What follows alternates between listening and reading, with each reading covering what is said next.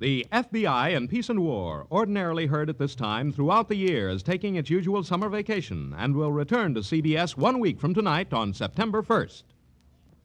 Broadway's My Beat. From Times Square to Columbus Circle, the gaudiest, the most violent, the lonesomest mile in the world.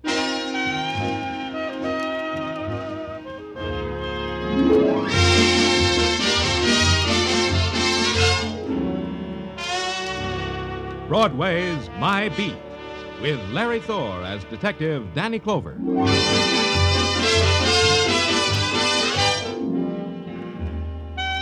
Broadway. It's a swamp that'll drag you breath by breath into its shadowed pools, or it's a meadow shining with golden light.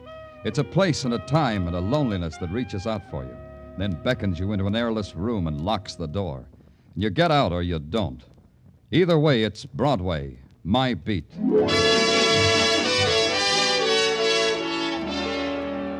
A man dies in silence and in dark, and the city sets up a shrieking clamor, and you're part of it. You ride a scream through the crowded, heat-heavy streets, and then you hit a dead end. And it's a building, and a room at the top of the building, and it's a man lying in the center of the room while other men take notes on the history of his dying. All right, Joe, get one from this angle, huh? Yeah, hold the light while I focus, will you? Hiya, Danny. Okay, that's good. Got it. Now get a shot of all that food. Oh, what a banquet this guy laid out for himself. Danny, come over here. This'll interest you. It never interests me, Doc. What have you got? Val Dane, the novelist. Ever read any of his stuff? No. Neither do I. The wife does, though. Says she's mad about him. But she went mad over Rebecca of Sunnybrook Farm. Well, let's have tea some other time, huh, Doc? Tell me about Dane. Yeah, well... Hey, first tell him about me, huh, Doc? Tell him about me. Oh, yeah. Danny, this is Clem Picasso. Yeah, that's who I am. Picasso. Picasso? Haven't I heard your name someplace? Sure you have. Clem Picasso, the painter. I paint flagpoles. That's where it was. You were painting a portrait of a flagpole for Dane, is that it? No, you don't understand. I'm the real article. Let me tell you about me. Yeah. If it wasn't for me, you guys wouldn't even know Dane was dead. Tell me more about yourself. Well, I was painting a flagpole on top of this building, see? All of a sudden came a gust of wind. I grab hold of the pole, drop my pail of paint right through that skylight there, see? I look for spilled paint. I find a dead man. That is the experience that happened today to Clem Picasso, flagpole painter. Unforgettable. It'll live in my memory, too. You got anything to add to that, Doc? Only this, Danny. This room is a fortress. Dane must have built it on top of his penthouse for a retreat. It's ventilated by an air conditioning system. The only source of outside light is that skylight, and that's at least 30 feet from the floor. Mm-hmm. There's no phone, and the room was locked and bolted from the outside. Dane couldn't get out. This place is bare. No writing materials, nothing. Yeah, like a tomb. Maybe he needed this kind of atmosphere to think. Maybe. All the boys found when they broke in here was Dane and that table, loaded with food, all jarred. Fruits, chicken, all sorts of good things to eat. What's the matter, Doc? You hungry? Just tell me how Dane died. He died of starvation, Danny. Huh? Yeah, all that food, and he died of starvation. Curious man, this Val Dane. Huh, Danny? I could have dropped it right there. Val Dane, I told myself, had committed suicide by starving himself to death, thereby obtaining new material for his next novel. That's what I told myself. That's how much sense it made. And that's why I couldn't drop it. In New York, hardly anybody dies in a vacuum. A man as famous as Val Dane never does. There has to be a close friend or relative to break the news to, and in a case like this, to question. It wasn't tough to find out that Val Dane had a wife, now divorced, and a city directory said she lived on West 79th Street. It was apartment 105. As simple as that.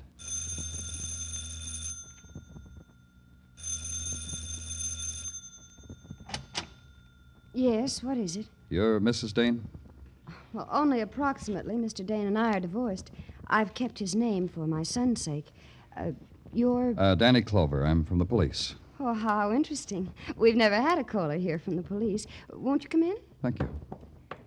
I do hope you'll stay until Jimmy comes home. Jimmy is my son, Mr. Clover. I'm sure he'd love to hear the experiences you'd have to tell him. In here, the living room. That's quite a collection of glass toys there on the floor. Clowns, building sets, animals, and all in glass. Jimmy must be an unusual boy. Oh, yes, he is. That's all I have left in life, Mr. Clover. To make him happy. There's something I have to tell you that might make you quite sad. About Jimmy? No, it's about your former husband, Val Dane. He's dead. Oh, I'm so happy. Well, I mean, I'm relieved. I was afraid with Jimmy being on the streets. Then it doesn't affect you, Mr. Dane's death? I think I should be more sad if I read in the papers that a man I never met had died at the age of 93. I see. No, you don't, really. How could I feel sorrow for Val Dane? He was a miserable 10 years thrust into my life. Why do you say that? Because he was a talented egoist. He cared nothing for Jimmy. Cared even less for me. We lived for him. He lived for Val Dane. When did you see him last? 2 years ago. In that horrible cabin in the Adirondacks. He forced us to go there so he could write. And one more thing, Mr. Clover. Yes? When you write your report about me, put this down. Put down Joanne Dane, Val Dane's ex-wife. She's glad he's dead.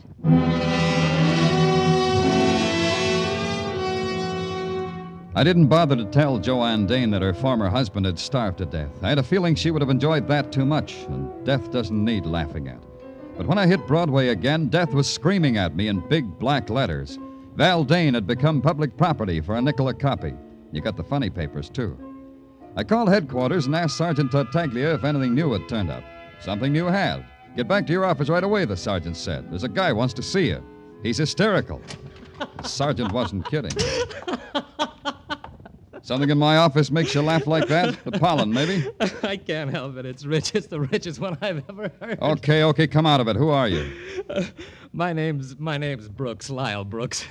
Lyle Brooks, huh? Tell me gently, what's so rich? Oh, if I think of it again, Lieutenant, I shall roll on your floor in continued convulsions of hilarity. And think of something real sad, like a right to the jaw, and tell me what's on your mind. Why, Val Dane starved to death. Don't you think that's funny? No? Well, I think it's funny. What tickles you about a man's death, Brooks? About Val's death? He was such a pig, and he starved to death. Well, that, Lieutenant, is humor. Category ironic humor. What's your interest in Val Dane's death? I'm his ghost. Ghost, huh? Tartaglia. Yeah, Daddy. Now, what do you want? Book this guy for impersonating a human. Hey, that's a serious... Right now. Tartaglia, book him. Well, sure. For impersonating a human, huh? Come on, you. Policemen have a sense of jest, too, I see. Come on, you. So I'll explain. I am Val Dane's ghost. You're doing it again, Brooks. His ghost writer. I did much of the writing which is credited to our so literary Mr. Dane. That's why I came to give myself up. To give yourself up, huh? Did you have anything to do with his dying? Assuredly not. But you might think so. I hated him. Val Dane cheated me time and again. But this time was the biggest cheat of all. What's he talking about, Danny? I'm talking about The Great Fake, Val Dane's latest book. I wrote at least half of it, you know. Got no credit. Val said I would get credit. What are you trying to tell us? Just this. If Val Dane met with foul play in any way, I should head your list of suspects. Me and Cynthia, of course. We mustn't forget Cynthia. Oh, we can't forget her. Cynthia who? Cynthia Troy. Why, everybody knows she's the woman in The Great Fake. Heavens. Do you mean to say you haven't read the book, Mr. Clover? Mr. Clover hadn't, but Mr. Clover did. The Great Fake, new novel by Val Dane, available at your favorite bookstore, $3 the copy. I bought it, noted it carefully on my expense account, and went home and curled up with $3 worth of vitriol. Because that's what the novel was. A book of hate, a sneering book, a book without humor. There wasn't a person in it, only caricatures dipped in acid. And the leading woman of the novel had been dipped deepest of all. It tweaked me. The next morning, I just had to see her. I'd been expecting a call from the police, Mr. Clover. Drink? No, thanks, Miss Troy. Then you won't mind if I do. No. I realize it's before noon, but then I haven't had my breakfast yet. You sure you won't have a drink? Yeah, I'm sure. Just why had you been expecting a call from the police, Miss Troy? Because I have no doubt about your intelligence. One thing you must know in my business is never to underestimate anybody. You mind if I ask what your business is? The same as in Val's novel. I give parties, Mr. Clover. I arrange that the unfortunate rich be impressed by their leisure and their wealth, by opulent and clever parties, Mr. Clover, for an opulent price, Mr. Clover. Now the question, Miss Troy. Why Why were you expected, Mr. Clover? The answer is a question. How do you get a man to starve to death? I've been asking myself that. You think somebody got Val Dane to starve? Undoubtedly. Val Dane was a man whose only love was Val Dane. He was too jealous of his love to kill himself. He would never commit suicide. Then you think he was murdered? I believe I implied that, don't you? Did you kill him? The idea titillates me. Yes, it's a rare thought. Ask me that again, Mr. Clover. Look, Miss Troy, the social graces aren't one of my, social graces. In your circle, how do you tell a lady to quit stalling? By telling her. Then let's quit stalling, huh? Very well. You've read Val's novel, yes? It made a fool of me, didn't it? Is that why you killed him? Locked him in that room and starved him to death? I should like to have done that, Mr. Clover. The idea... Yeah, I know. It titillates you. You've started a train of thought, Mr. Clover. I should like to have locked him in that room and spent days of ecstatic joy watching Val Dane starve. I went back to the clean, almost domestic air of the police laboratory and waited while the lab boys checked and rechecked the coroner's report. No matter how you shook it, it came out that Val Dane had died of starvation. Then it caught up with me what Cynthia Troy had said. It would have given her days of ecstatic joy to watch Dane starve. There was only one place anyone could have done that. That was from the roof and through the skylight of Dane's death room. I took a uniformed officer with me because maybe that kind of ecstasy leaves a clue. Danny, I've been over every inch of this roof. There ain't a particle of it that ain't intimate and familiar to me. I'm also sick of the sight of it under my nose. Okay, officer. You can get up off your hands and knees now. Thanks, Danny. You know, Danny, maybe it'd help if you told me what it is we're looking for. I don't know. Threaded cloth, a cigarette butt, the smell of hate. The smell... Huh? Hey, Danny, you dizzy from the altitude or something? No.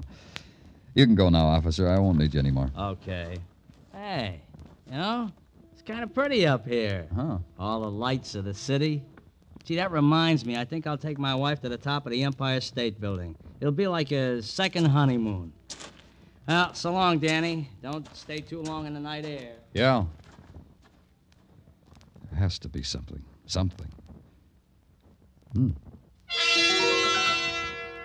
Didn't make sense what I saw. A piece of Scotch tape stuck to one of the panes of the skylight. I leaned down to examine it. And then there was something that did make sense. The sound of someone moving toward me. And then I whipped out my gun and ducked behind the jut of the skylight. And then it found me.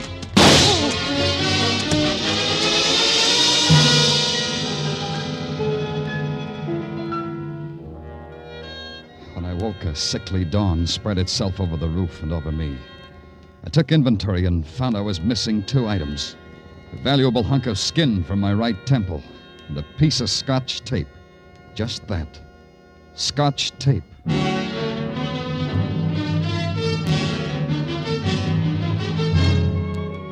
You are listening to Broadway's My Beat with Larry Thor as Detective Danny Clover.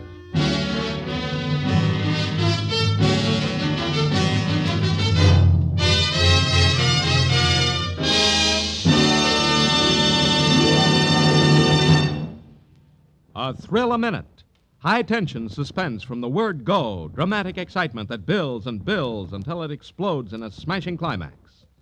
That's Inner Sanctum, the great mystery show that's another of CBS top-notch Monday night programs. You'll find Inner Sanctum one of the most entertaining spots on your Monday night listening schedule. And remember, Lux Radio Theater returns next Monday, August 29th, for its 15th year of great dramatic presentations. Inner Sanctum, Lux Radio Theater, every Monday night over most of these same CBS stations. Now back to Broadway's My Beat.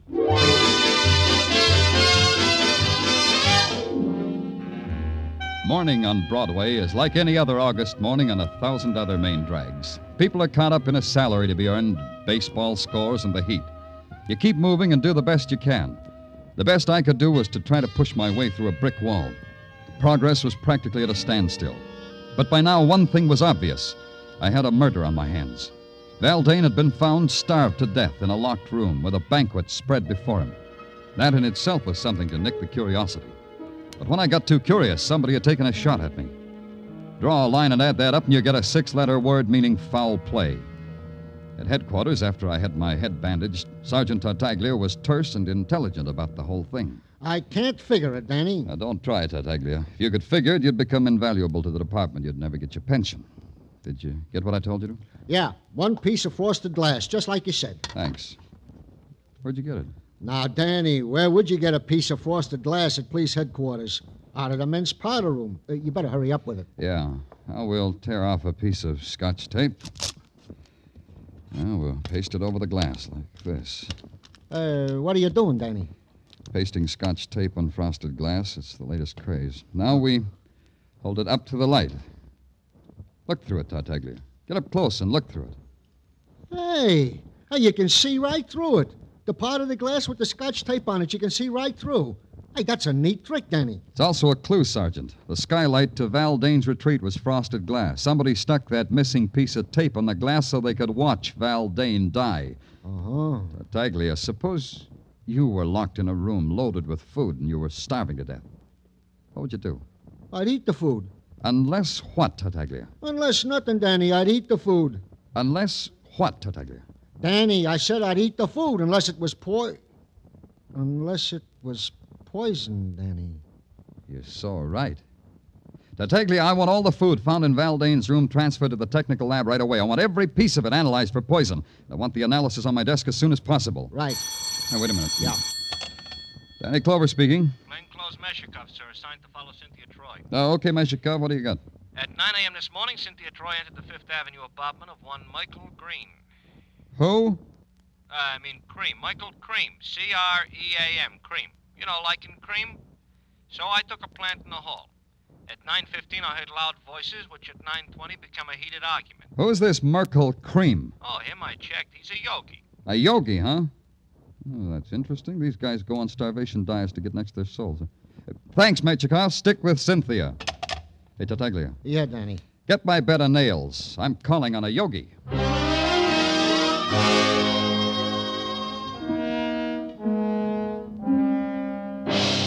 The yogi with a homogenized name, Merkel Cream, lived in a rich, creamy Fifth Avenue mansion with a high money-fat content.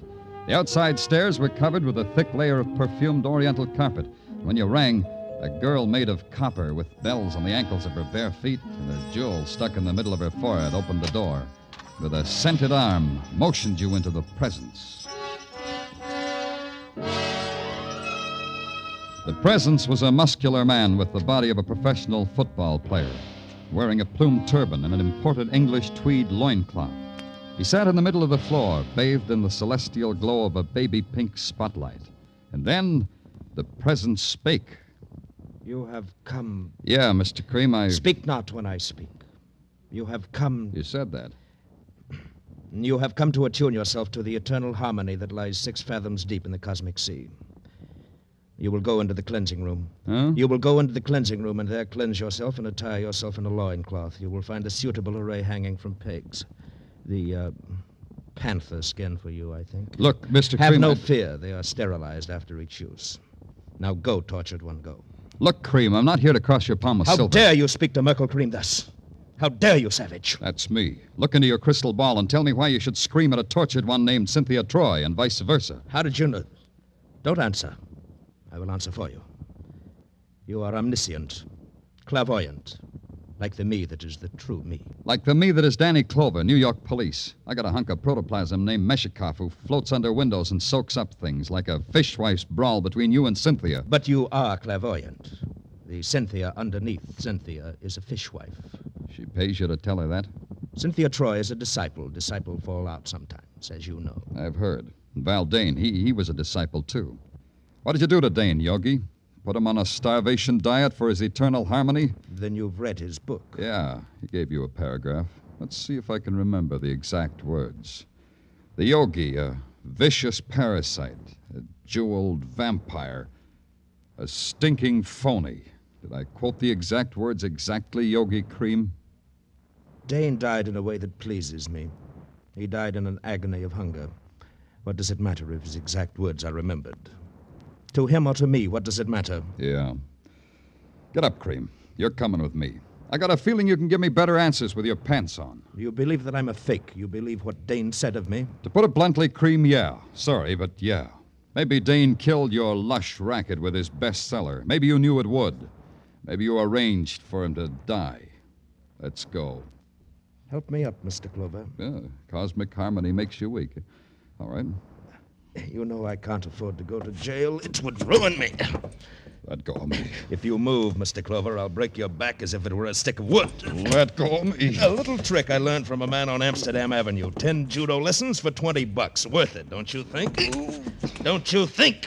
I got my lessons for free. Well, send them back. They're no good. Let's find out, shall we? Let's find out. Now, my way, Cream. Let's do it my way. Oh. Well, what do you know? The yogi found cosmic harmony. Has to be a phone in this dump. Yeah.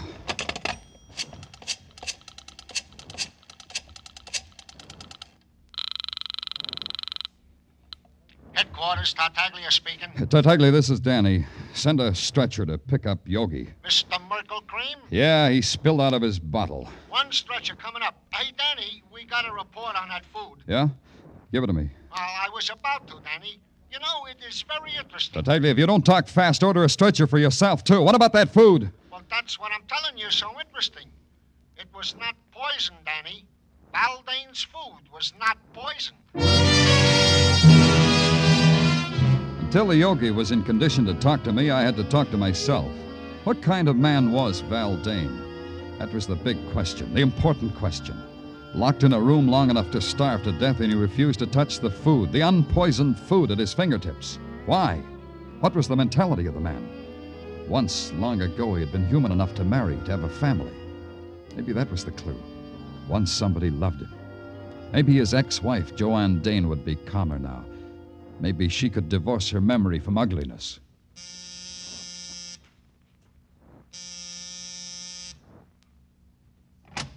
Yes? Who are you? I'm Danny Clover, police detective. Who are you? I'm the landlady. What can I do for you? I want to see Joanne Dane. Joanne's not in any trouble. She's a fine girl. What kind of trouble would she be in? No, I didn't say she was in any trouble. I just wanted to talk to her. Well, she ain't in. Where is she? Oh, Joanne's out for a walk. With Jimmy? Jimmy? What are you talking about? His son, Jimmy. Mister, you got the wrong address. Joanne's got no son. Nobody lives here by the name of Jimmy. Say, what kind of a detective are you anyway? Yeah. What kind, Clover? Let's go find out.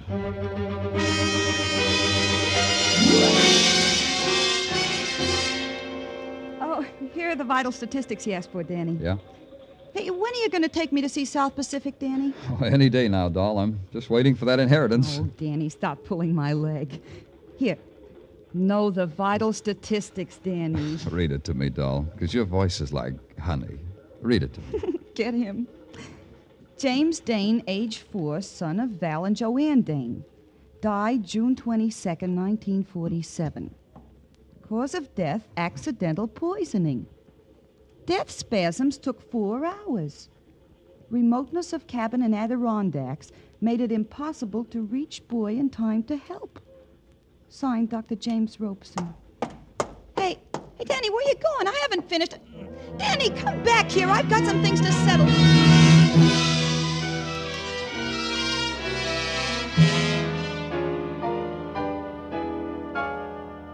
I was out when you called before, Mr. Clover. Yeah, I know.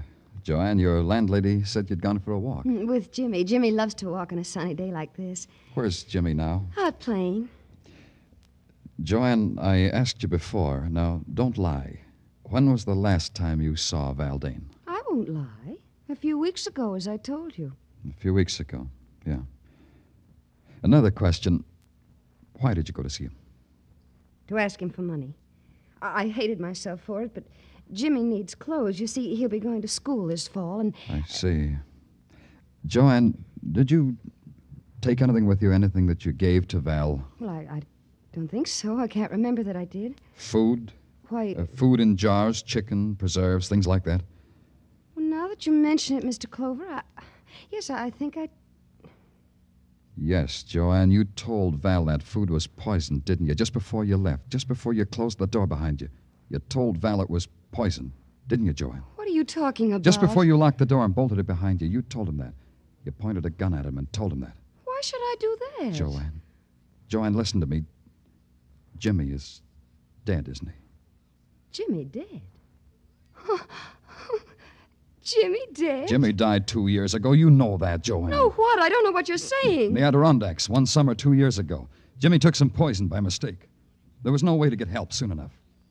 You and Val had to watch him die. You're making all that up. You blamed it on your husband. You blamed him for bringing you there because it was so remote. No, it wasn't that way at all. Yes, it was. You left that food with your husband, Joanne. You told him it was poisoned. You knew he'd never have courage to taste that food after seeing the way Jimmy died. Your husband took his chances with starvation rather than suffer the way Jimmy did. Jimmy suffer? Jimmy dead? Yes, Joanne, he's dead. These glass toys are only a lie that you're making yourself believe. Put them down. They're Jimmy's toys. Your final revenge, Joanne. You had to watch Val die. Yes. You came back each night to look through the skylight. Yes. Finally, when he was dead, you came back to remove that tape. That's when you saw me. Yes. And I wanted to kill you because I was frightened of you, Mr. Clover. That's the only reason. I didn't hate you then. You've got to believe me. I didn't hate you. Joanne. But I hate you now. And I've got to kill you now, Mr. Clover. I've got to. Joanne, put down that gun. I'll kill you. You broke Jimmy's toys. You broke them. Oh, Jimmy.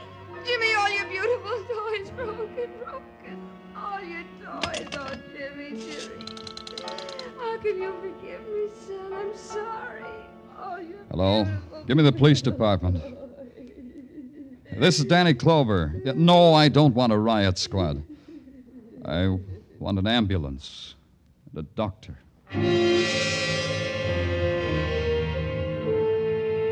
It took 15 minutes for them to come, and in that time I watched the shadows soak up the remnants of her mind. How do you tell a woman her life is done? How do you fill it in reports? How do you make statistics out of it and file it in a ledger? How do you write sorrow as a number? How? Broadway's really living now. It's got a creamy yogi back in circulation. Cynthia is throwing a marvelous party for Patrolman Mishakef. And the ghost, Lyle Brooks, he's haunting another author. Broadway's jaunty now, and it wears a chip on its shoulder. It's flexing its muscles and daring the nighttime. And before it's over, it'll tear itself apart and laugh at its own agony. It's Broadway, the gaudiest, the most violent, the lonesomest mile in the world. Broadway, my beat.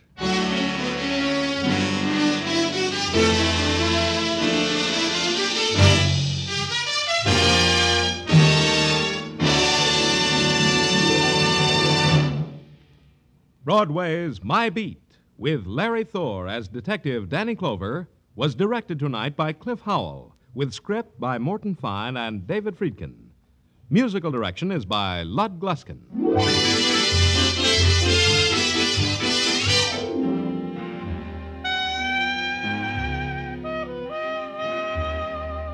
That man is coming back again. Yes, Arthur Godfrey is returning from his vacation, and he'll be helping some promising young performers up the ladder of success when Arthur Godfrey's Talent Scouts return to the air next Monday night over most of these same CBS network stations. Along with the Talent Scouts, you can hear such great shows as My Friend Irma, Inner Sanctum, the Lux Radio Theater, and The Bob Hawke Show, all on Monday nights and all on CBS. Stay tuned now for Mr. Keene, which follows immediately over most of these same CBS stations.